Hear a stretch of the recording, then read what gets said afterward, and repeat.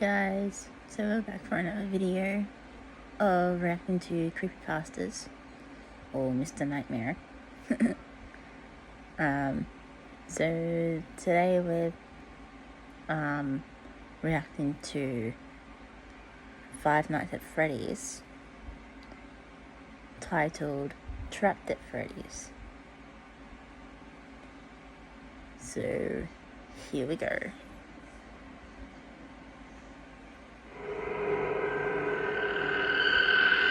Ooh, good music, wow. It was a regular Saturday night. I wasn't in the best mood as I had to babysit my little 8-year-old cousin Alex that night. My aunt and uncle were heading out of town for the night with my parents, and they needed a babysitter. Of course, my parents just had to volunteer me. My dad offered to pay me $30 to take Alex to Freddy Fazbear's Pizza.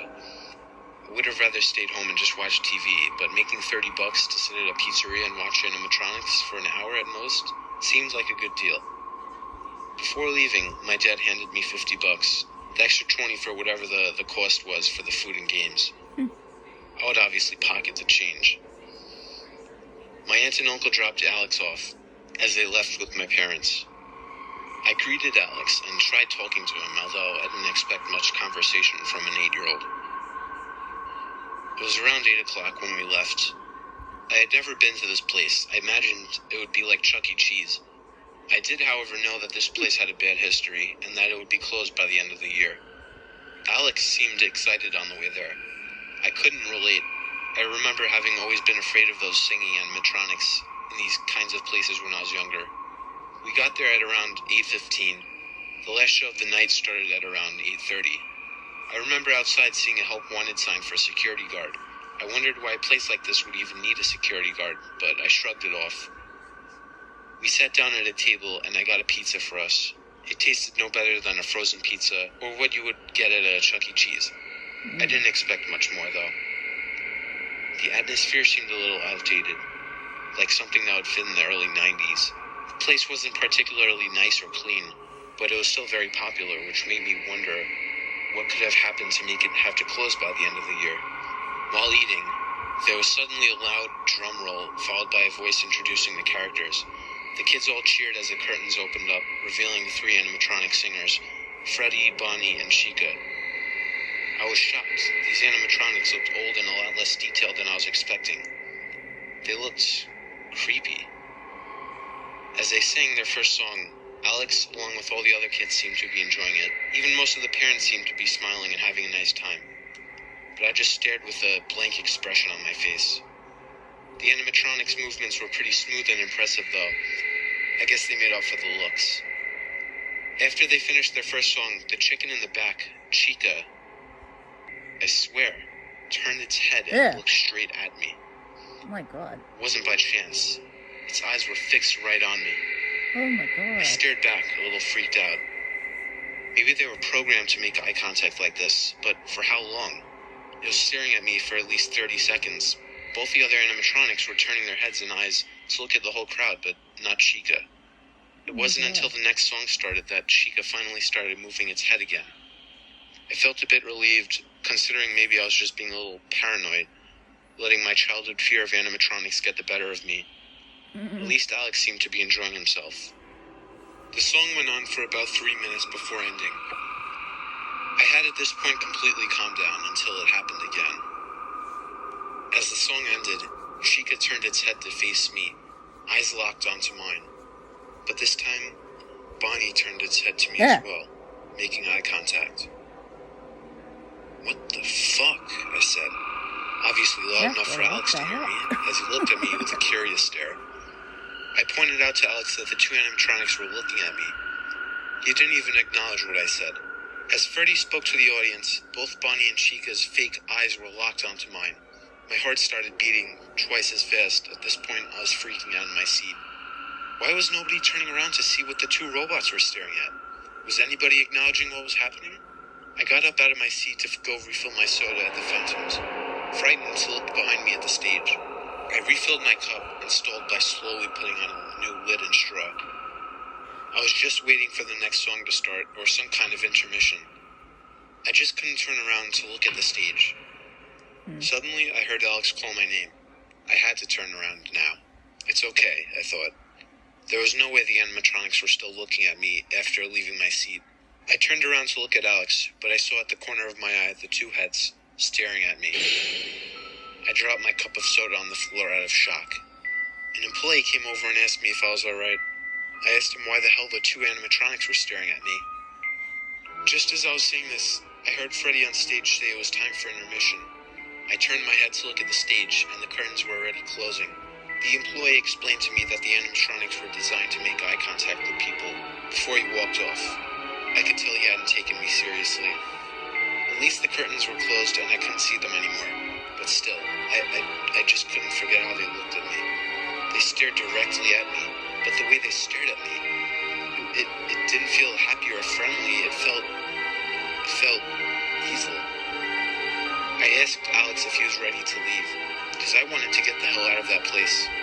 He told me he wanted to see the rest of the show and play some arcade games. He asked me for my cell phone, telling me that he had to tell his mom something. I handed him my phone and he walked off to the arcade games.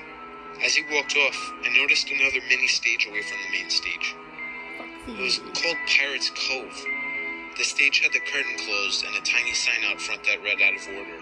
I asked an employee what it was and why it was closed. He told me that the animatronic that lives on the stage, named Foxy, had a technical malfunction in 1987, causing it to bite out a child's frontal lobe. Hearing this news, I realized why this place had a troubled history and why it was closing. It shocked me that if such a horrific accident like this happened, how this place managed to stay open all this time. I was starting to feel uncomfortable staying in that place. I wanted to leave as soon as possible, but I knew Alex was having a good time. I saw him playing some arcade games. I sat back down and just waited. I just wanted the show to end as soon as possible so we could leave. About 5 minutes passed until the intermission was over and the curtains were opening back up. A lot of the kids that had gotten up to play games didn't return to the show area. I couldn't really blame them. I never found animatronics entertaining when I was younger either. Alex didn't come back either. I know I should have probably just gotten away from the stage and played the games with Alex, but part of me was curious. I needed to see what was going on and if these things would still stare directly at me with their evil plastic eyes. Freddy and Bonnie made jokes and interacted with the kids in the audience a bit before starting their third song. It was interesting though. Most animatronics were attached to the floor, only able to move from the torso up. But these guys, their legs seemed to have free movement, allowing Freddy and his friends to walk across the stage. It was incredible and terrifying. The third song ended, and I was ready for them to look at me. Nothing. The three robots made jokes and interacted with the kids, none of them even turning their heads in my direction. I felt a weird mix of feelings, relief and discontentment. Why was I anticipating it? Why did I want them to stare at me? The last song went by fast because of all my thoughts. As it ended, the three friends started to say their farewells to the children. At this point, I was convinced that they weren't going to stare at me anymore, and that maybe the worker was right. Maybe they were set to make eye contact with people. It was almost 9 o'clock, which meant that the place was getting ready to close. Most of the parents and kids started to head for the doors. Alex came to me and told me he had to go to the bathroom. The public men's room had an out-of-order sign on it. I asked an employee where he could use the bathroom, and she said that he could use the employee restroom. The employee pointed Alex to the bathroom. There was an announcement that the place was not closed. I waited for a few more minutes. It seemed that I was the last person there. Even most of the employees had left. I stood there growing impatient until I noticed something at the corner of my eye. No. They're looking at you again. I turned my head to see that all three of them were looking at me. The same ominous stare. I felt like my heart sank into my stomach. I couldn't even choke out the words to call for an employee. It was time to get the fuck out of there. I stormed down the hallway quickly, bursting into the employee restroom. I called for Alex. He didn't respond. Get out of there, mate. I looked under the stalls to see if anybody was in them, and I saw Alex's shoes. I immediately felt relieved and stood by the door, waiting. I waited for what felt like another 5 minutes. I didn't want to say anything to make him feel awkward, but I had to. I asked if he was almost done in there, because the place was closed, but he didn't respond. I started to become curious because I'd been standing there for a long time, and he hadn't made a single sound. I walked up to the stall and knocked. As I knocked, the stall door creaked open to reveal nothing but Alex's shoes. He wasn't in there. What the? I heard it come from outside the bathroom. It was a huge bang. It sounded like some kind of door closing. I ran out of the bathroom to find that the main lights had been turned out, with the only source of light being the dimly lit night lights. I made my way back to the lobby, or at least what I would call the lobby in this place. I screamed for Alex, and I screamed for help, but to no avail. This is insane, I thought. What kind of place completely shuts down in such a rush like this? It was probably only 10 after 9. I ran to the entrance, thinking maybe Alex was waiting outside, only to realize that I was right. There was a giant metal door blocking the entrance. I didn't know what to think of this. I didn't know how to react. I was trapped in this place. Why would a place like this have a giant metal door like that? What were they trying to keep out? We're in. I had to call my parents, or the police, or someone. Alex was missing and I was trapped in there. I reached into my pocket for my phone. Empty. I remembered that I had given it to Alex. Oh. I tried to calm myself down. I can't be the only person in the building, I thought to myself. And there had to be a phone somewhere in the building. I walked down every hallway I could find looking for a phone, and occasionally shouting for somebody. The only phone I found so far was disconnected. If it weren't for the fact that Alex was by himself on a Saturday night, I wouldn't have been in such a panic. What the fuck happened to him? Why were his shoes in the stall? What if somebody had taken him? I had to call the police, but there was no fucking phone. I walked down another hallway, finding a door I hadn't checked yet, that had a staff-only sign. I opened the door, only to discover a room full of animatronic body parts. Ew. The room smelled foul, like something was rotting in there, and I was standing in some kind of thick liquid substance. I got out of that room as quickly as I entered. Seeing those animatronic parts made me think that maybe Alex was sitting in the dining area, waiting. The dining area was right outside the hall I was in, so I thought I might as well check.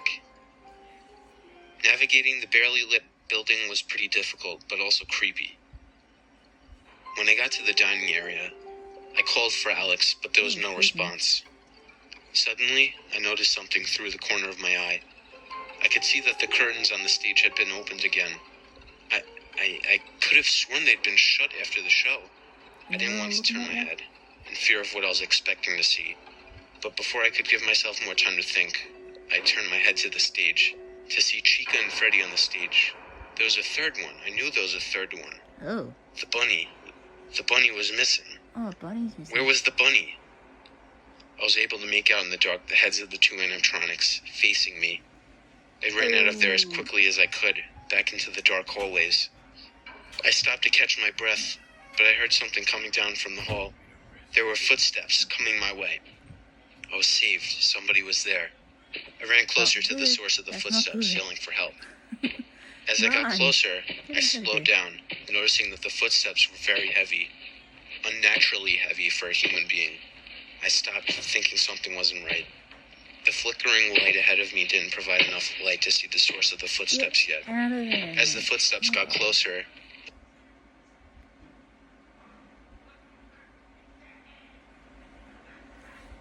What happened?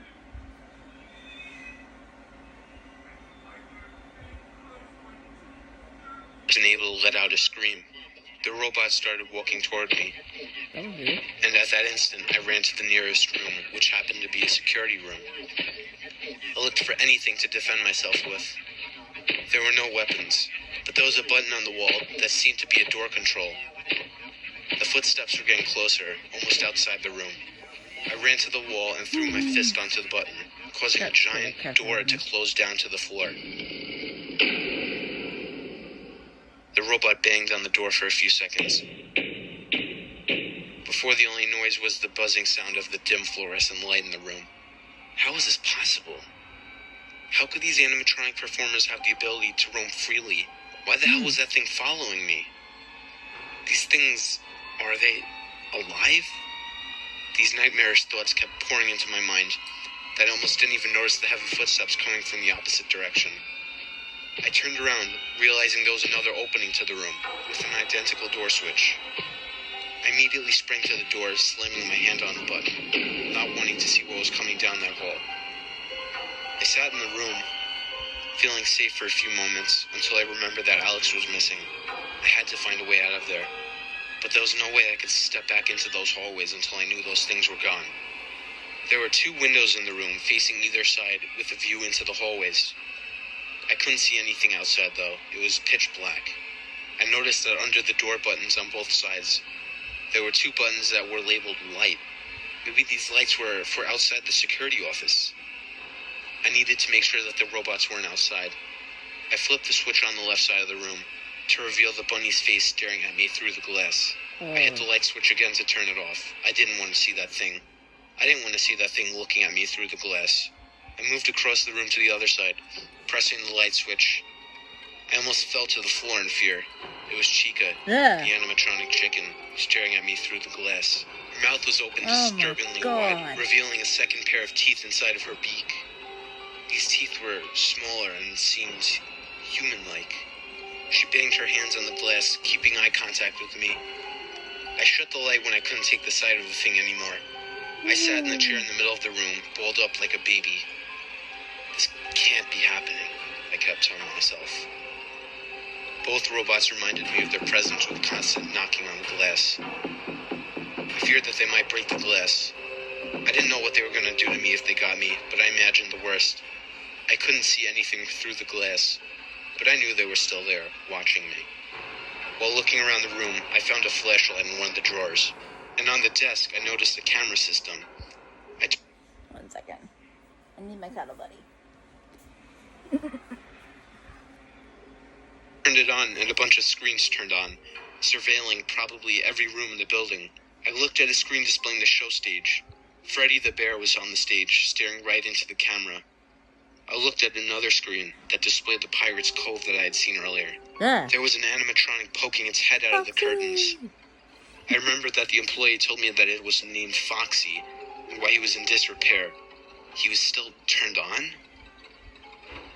Then I started to realize it didn't matter if they were turned on or not. These things were fucking alive, and they were evil. I could see the teeth in Foxy, and I knew that I didn't want to be anywhere near him. So I kept my eye on that camera to make sure he didn't move. I sat watching the camera for what felt like hours, and it probably was. The tapping on the glass had stopped, and the fox was still peeking its head out of its curtain. I had been so preoccupied with staring at the idle animatronic fox that I forgot to check any of the other cameras. I looked at the screen displaying the empty stage where Freddy was standing not too long ago. He was gone. Suddenly, all of the camera screens filled with static. I was blinded from viewing anything in the building. I started to panic and looked around the room again for anything to help me. I found an old phone hidden behind a pile of papers. I picked it up to hear a dial tone. It was working. I immediately started to dial for my parents, but I realized it would be a better idea to call the police. I redialed for 911. There was no ringing sound, just silence from the phone. I hung it up to try again, but didn't even get a dial tone this time. The bastards must have interfered with the phone. I got up to take one last peek out of the glass to see if the coast was clear to run. I turned the light on at the left side to reveal the shadow of the bunny standing in the dark corner. He's blocking that exit. I turned the right side light on as well to reveal the chicken still looking straight at me through the glass. I shut both of the lights off. I was trapped in there.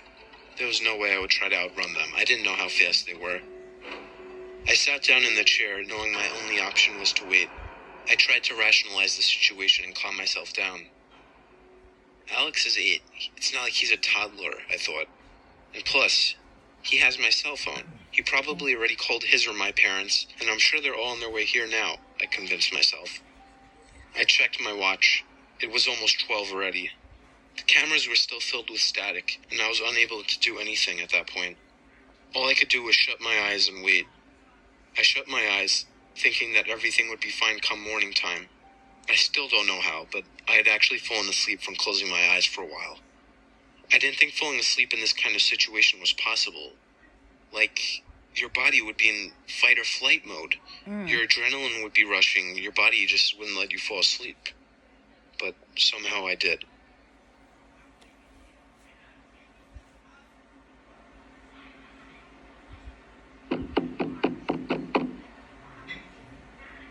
I woke to the sickening sound of familiar banging on the glass. It wasn't just a dream. I was still in that godforsaken place. I checked my watch and saw that it was 4 a.m. I had been asleep for 4 hours. I noticed that the light in the room was a lot dimmer, almost to the point where I couldn't even see the papers that were hanging on the wall anymore. The thumping was coming from the right side. I didn't even turn on the light because I didn't want to see that sickening face of that thing again. Suddenly, the light flickered. I knew the power dying at a time like this would be deadly, because these doors seemed to be powered by the electricity. I made a plan to run as fast as I could, through the left door, if the power went out. It was the only choice I had. The light grew dimmer, and flickered even more. I took one last look at the camera screens, to see that the curtain at Pirate's Cove had been completely opened, and Foxy was nowhere in sight. Oh. Just as I saw this, the room went dark. The camera screens turned off, and the power doors opened. Oh, no. The power was out. I ran out the left door, turning the flashlight on. The bunny wasn't anywhere in sight, to my luck. As I ran down the hall, I slipped in something on the floor. I fell hard on my knee. I felt like I broke it. I moaned in pain, but tried my hardest not to scream. I felt the substance that I slipped in with my fingers. I smelled it.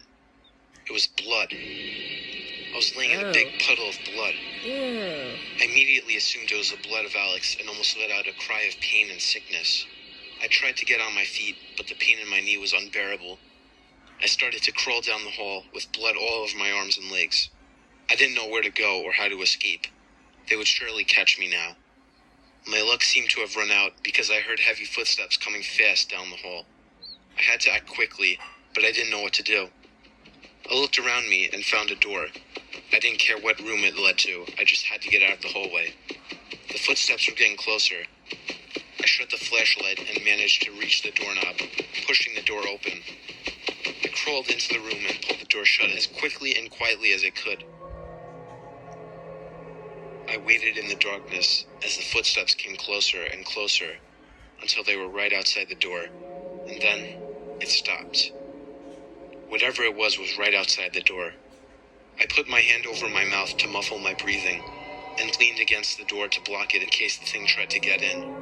It was probably about 10 seconds, but it felt like a minute before the sound of pots and pans banging around echoed across the building, and I heard footsteps move away from the door. I felt that it was safe to no longer hold my breath and to turn the flashlight on. The light revealed that I had been sitting in a supply closet. I looked around for any kind of weapon, and to my luck, I found a crowbar sitting on a ledge. This was seemingly the perfect weapon to bash a robot in the face with. I waited about a minute until I thought the coast was clear, and I slowly opened the door and crawled out of the room. My knee wasn't hurting too bad anymore, but I didn't want to take the chance of putting pressure on it. Crawling was quieter anyway. As I crawled through the pitch-black hallways, banging into walls, I noticed that almost all of the floors in these hallways were sticky. The stickiness caused my skin to make a peeling sound off the floor each time I lifted my hands or legs. I didn't think too deep into the stickiness, or anything for that matter. I was too focused on getting out of there and finding Alex. As I crawled down the hall, I noticed moonlight shining in through a window in a room up ahead. I hoped the window would be low enough and big enough for me to reach and fit through. I crawled to the doorway, but the sight of two big glowing eyes stopped me. The eyes were fixed on mine, even in the dark. I turned on the flashlight and shined it at the figure. It was Foxy. He looked like a broken, unfinished animatronic with pieces missing altogether. His legs didn't even seem to be finished, as his robotic legs were not covered up by plastic fur, and his feet were just 2 pieces of metal. He raised his hook hand and started moving quickly towards me. I managed to get up on my feet, ignoring the pain on my knee. I held up the crowbar ready to swing it like a baseball bat. As soon as the robot got close enough, I swung the crowbar to hit his robotic leg, causing him to fall to the floor. I took this opportunity to smash his robotic head numerous times with the crowbar, causing gears to fly out of its face. The eyes were still glowing, fixed on me, but his legs seemed broken, and that was enough to stop him from getting me. I hopped closer to the window. The other robots no doubt heard what just happened, so I had to hurry. I reached the window. Luck was on my side, because the window was reachable and big enough to squeeze through. I swung the crowbar at the window, but it didn't break. I suddenly heard many pairs of footsteps coming from down the hall. I swung the crowbar again. The window cracked, but didn't break. The footsteps were right outside the room now. I swung the crowbar one more time, as hard as I could, finally causing the glass to shatter. I took a painful leap off both legs to reach the window. I pulled myself up and was about to jump out the window until something grabbed my leg. I turned around to see Freddy Fazbear standing behind me, holding onto my good leg, along with Chica and Bonnie standing behind him. Why did you leave? Asked Freddy. Without thinking, I pulled my leg up, causing pain in my knee, and kicked it back with full force into the animatronic's head. This caused it to lunge back a bit and loosen its grip on my leg, giving me just enough time to jump out of the window. I didn't care about the returning pain to my knee. I hopped away from the building as fast as I could, with the only sound I heard being the screaming of the robots to come back. I screamed Alex's name at the top of my lungs 3 or 4 times before getting in my car and speeding to my house. I then called my parents afterwards. My mother picked up the phone after calling 3 times, asking why I was calling so late. She screamed into the phone, begging me to tell her it was a joke when I told her I lost Alex. Oh, shit. When the cops arrived, I showed them a picture of Alex and explained to them about the robots. I told them that the robots must have been somehow programmed to kill any intruders at night. I tried to make it seem as realistic as possible. They looked at each other like I was crazy, like anyone would. However, they assured me that they would have the police department look into it. After investigating, the police found nothing. No blood, no broken glass, no foul smells, no Alex, and all the animatronics were in their proper places. It's been almost a month. Alex was never found. My aunt and uncle still cry their eyes out every day. My parents don't even talk to me. But what kills me the most is knowing the evils that are inside of that place, that family-oriented place. And that even if I told anyone what happened, they would think I'm crazy. I can't prove what happened to Alex, but I know that whatever happened to him, those fucking robots had everything to do with it.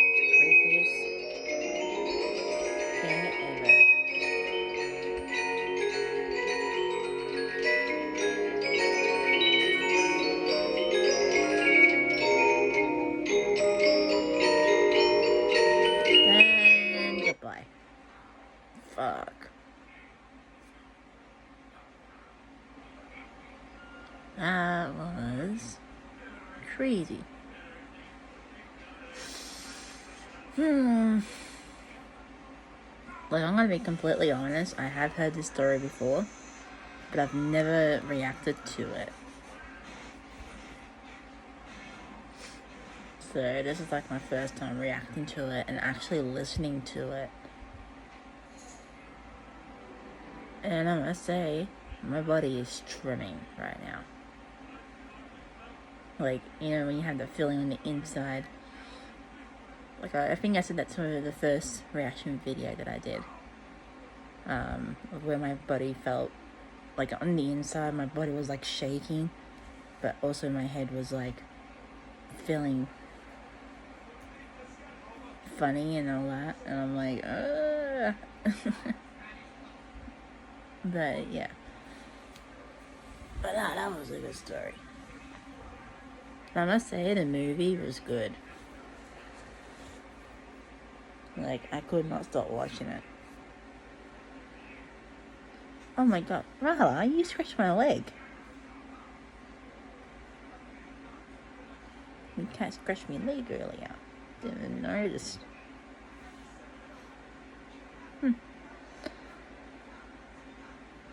Well, anyway, thank you for watching. Don't forget to leave a like and subscribe to my channel if you like for more videos.